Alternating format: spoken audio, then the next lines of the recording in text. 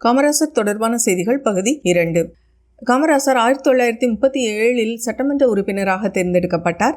1939 ஆண்டு தமிழ்நாடு காங்கிரஸ் கட்சியின் தலைவராக தேர்ந்தெடுக்கப்பட்ட காமராசர் 12 ஆண்டுகள் அப்பதவியில் இருந்தார். 1945 ஆண்டு பிரகாசம், 47 ஓமந்தூர் ராமசாமி, 49 குமாரசாமி ஆகியோர் முதலமைச்சராக பதவியேற்பதற்கு காமராசர் காரணமாக இருந்தார். மேலும் நேருவின் மறைவுக்கு பின் லால் பகதூர் சாஸ்திரியையும் அவரது மறைவுக்கு பின் இந்திரா காந்தியையும் நாட்டின் பிரதம அமைச்சராக ஆக்கியதில் இவர் பெரும் பங்காற்றினார். அதனால் தலைவர்களை உருவாக்குபவர் என்று இவர் அழைக்கப்பட்டார்.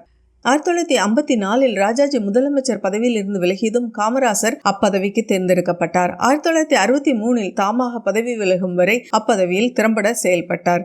காமராசர் ஆட்சி காலத்தில் முன்னாள் குடியரசுத் தலைவர் ஆர். வெங்கட்ராமன் தொழில் அமைச்சராகவும் சி. சுப்பிரமணியம் கல்வி அமைச்சராகவும் இருந்து அவருக்கு உறுதுணையாக பணியாற்றினர்.